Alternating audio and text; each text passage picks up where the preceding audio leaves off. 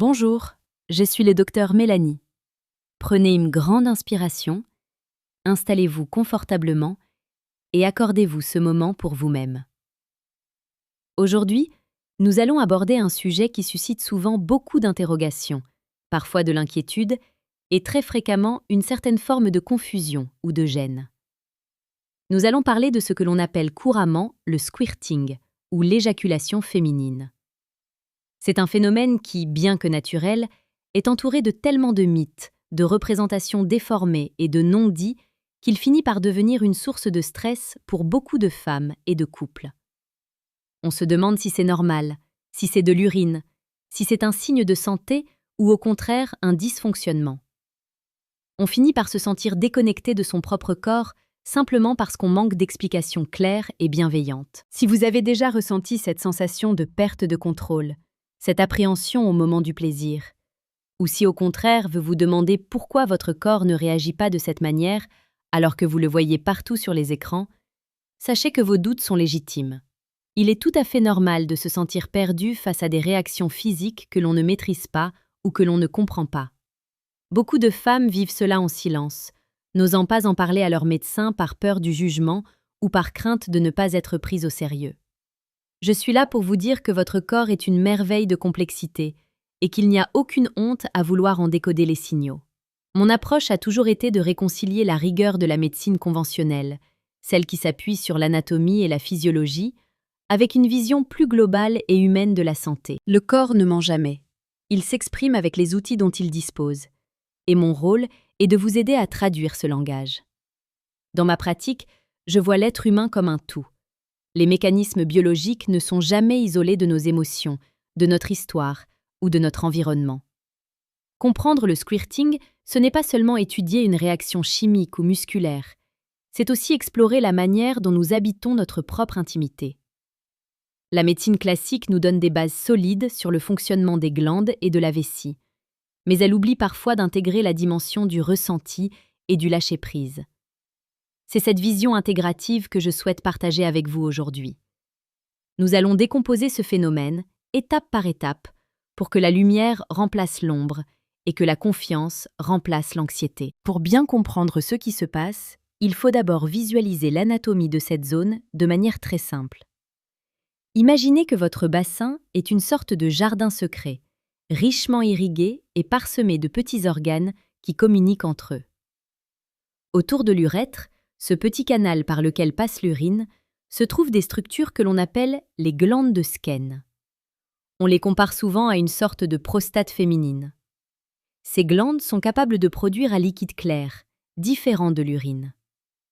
Lors d'une stimulation intense, ces glandes se gorgent de sang, tout comme le reste des tissus érogènes. Lorsque l'excitation atteint un certain seuil, une contraction des muscles pelviens peut entraîner l'expulsion de ce liquide. C'est un processus physiologique qui ressemble beaucoup à ce que l'on observe dans d'autres mécanismes de sécrétion du corps, comme les larmes ou la salive, mais à une échelle différente. Cependant, il existe une distinction subtile que la science commence à peine à clarifier. Le liquide expulsé lors du squirting est souvent un mélange. Il contient des éléments issus de ces fameuses glandes, mais aussi une part de liquide provenant de la vessie. Et c'est là que l'inquiétude s'installe souvent.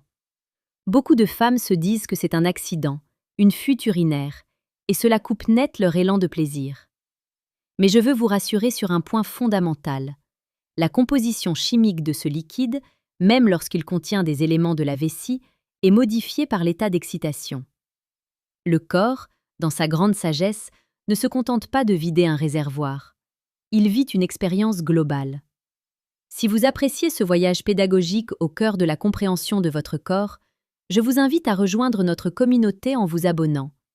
C'est une façon douce de continuer à recevoir ces explications et de reprendre le pouvoir sur votre santé et votre bien-être. Le moment de clarté survient quand on réalise que le squirting n'est pas une performance, ni une fin en soi.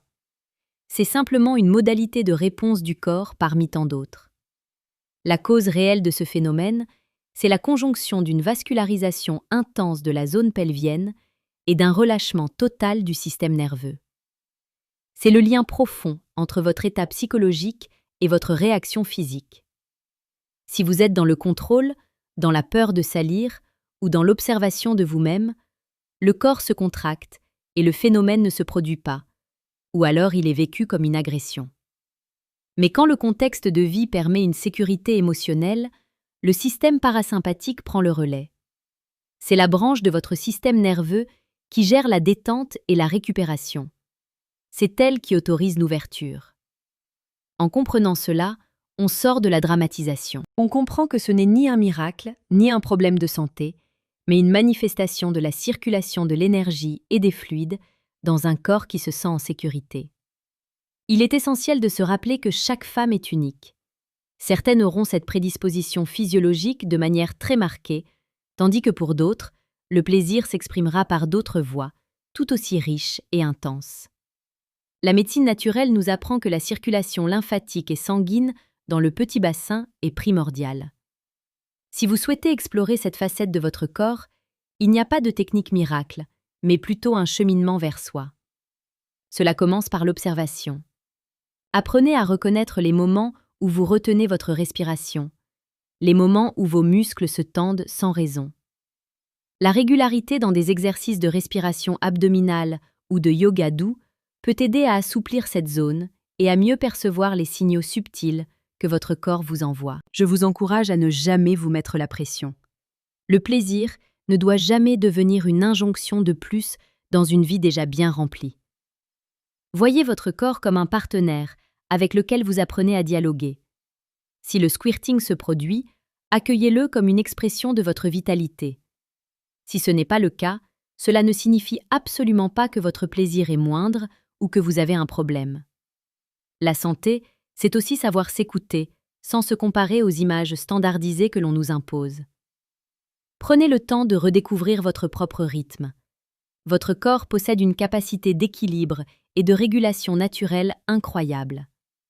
En lui apportant de la douceur et de la compréhension, vous lui permettez de s'épanouir à sa façon. N'oubliez pas que la connaissance est le premier pas vers la sérénité.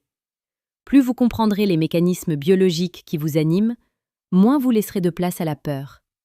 C'est en restant informée et curieuse que vous pourrez vivre votre intimité en toute confiance. Si ce type de sujet vous intéresse et que vous souhaitez explorer d'autres aspects de la santé féminine avec cette approche à la fois rigoureuse et humaine, n'hésitez pas à vous abonner pour ne rien manquer de nos prochaines rencontres. En résumé, gardez à l'esprit que vous êtes aux commandes de votre propre bien-être. Le squirting est un phénomène physiologique naturel, une rencontre entre votre anatomie et votre lâcher-prise émotionnel. Il n'y a rien à soigner, il n'y a rien à corriger, il y a simplement une nature à découvrir et à respecter. Faites confiance à votre corps, il sait exactement ce qu'il fait. Votre parcours est unique, et chaque étape de compréhension est une victoire sur l'incertitude. Restez bienveillante envers vous-même, explorez avec curiosité et surtout, n'oubliez jamais que votre plaisir et votre santé vous appartiennent. Vous avez en vous toutes les ressources pour vivre une vie équilibrée et épanouie. À très bientôt pour une nouvelle exploration de votre santé, et d'ici là, prenez grand soin de vous.